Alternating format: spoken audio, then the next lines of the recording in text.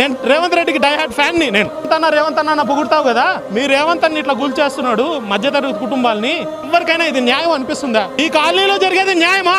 ఇది న్యాయమా సార్? నేను తప్పుటాన్నైతే ఇక్కడే రాళ్లతో కొట్టాను, నన్ను చంపేయండి.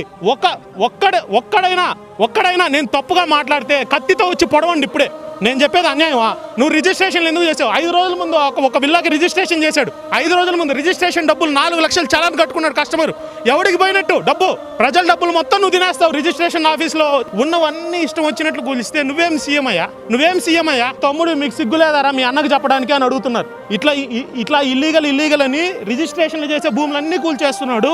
కొన్నోళ్ళు అయితే గుండె బాదుకొని ఏడుస్తున్నారు. వాళ్ళ ఆర్తనాదాలు ఒకసారి వినండి. For the people, to the people, by the people అనేది గవర్నమెంట్. అట్లాంటిది గవర్నమెంట్ ఇట్లా నిర్లక్ష్యంగా అన్ని కూల్చేస్తుంటే హైడ్రా అని.